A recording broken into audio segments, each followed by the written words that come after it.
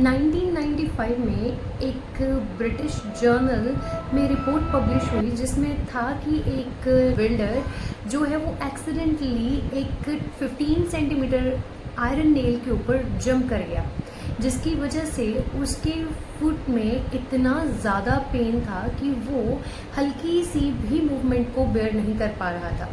जब उसको डॉक्टर्स के पास लेकर के जाया गया, जब उसका बूट रिमूव करना था, तब वहाँ पर आया एक ट्विस्ट। तो आप भी उस ट्विस्ट में बिलीव नहीं करोगे, वो ट्विस्ट क्या था। वो ट्विस्ट ये था कि जब उसका बूट रिमूव किया गया तो देखा गया कि जो आयरन नेल थी उसने उसके फुट को टच भी नहीं किया था, मतलब फुट में कोई इंजरी ही नहीं थी। तो इतना पेन क्यों था?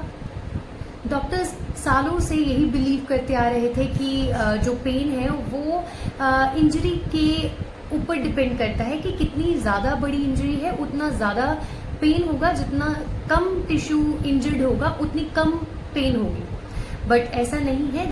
Persons emotional state, memories, beliefs और ये कि उसकी एक्सपेक्टेशन क्या है ट्रीटमेंट को लेकर के, ये भी पेन को इन्फ्लुएंस करता है। तो ये सारे फैक्टर्स कंट्रीब्यूट करेंगे कि एक पर्सन कितना पेन फील करेगा।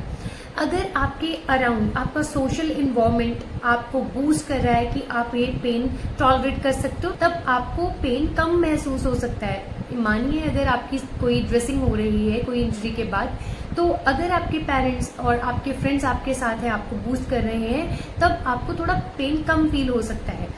अगर डॉक्टर्स और आपके जो फिजियोथेरेपिस्ट है, अगर आपको वो साइकोलॉजिकली अच्छे से टैकल कर रहे हैं, तब भी आपको लगेगा कि मुझे पेन कम हुआ है। तो ये क्या है, आपकी परसेप्शन के ऊपर भी डिपेंड करता है। बढ़ते हैं पेन की साइंस की तरफ। जो पेन की साइंस है वो क्या है कि जो पेन है वो इन चीज़ों पर डिपेंड करेगा कि आपने पेन को कैसे एक्सपीरियंस किया। और दूसरा न्यूरोसेप्शन क्या है? तो न्यूरोसेप्शन एक रिस्पॉन्स है जो कि बाहर से आई स्टिमुली, जो कि हार्मफुल स्टिमुली है, उसके अगेंस्ट जनरेट करती है आपकी बॉडी। अब जब भी आपको कोई हार्मफुल सिग्नल मिलता है बाहर से, तब आपकी बॉडी क्या करती है, उसी सिग्नल को आपके नर्व एंडिंग्स के थ्रू कहाँ पर भेजती है? स्पाइन में। फिर स्पाइन में से वो आपके ब्रेन में जाता है, फिर उसी इंफॉर्मेशन की ब्रेन प्रोसेसिंग करके क्या करता है, पेन जनरेट करता है। पेन क्या है? एक ऐसा यूजफुल मैकेनिज्म है जो आपको फर्दर इंजरी या फिर डैमेज से प्रोटेक्ट करता है।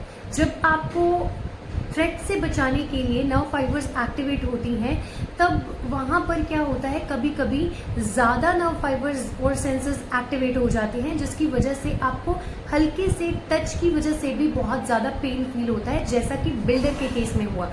बिल्डर के केस में ट्रू इंजरी नहीं थी, बट उसने एक ब्रेन में उसके एक परसेप्शन बना ली थी कि उसको इंजरी हुई है, जिसकी वजह से उसके जो नर्व फाइबर्स थे वो ज़्यादा एक्टिवेट हो गए, और जिसकी वजह से उसको हल्का सा टच भी वो क्या कर रहा था, बहुत ज़्यादा पेन कॉज कर रहा था। जो कॉरोनिक पेन है उसके अंदर यूजुअली ऐसा ही होता है कि जो नर्व फाइबर्स हैं वो ज़्यादा एक्टिवेट हो जाती हैं। तो पेशेंट्स में ये कॉमन कंडीशन रहती है। पेन जो है वो बेसिकली आपकी बॉडी को फर्दर डैमेज और फर्दर थ्रेट से बचाने के लिए ही ब्रेन जो है वो in response to stimuli generate करता है। आई होप आपको आज पेन के पीछे की साइंस का पता चल गया है।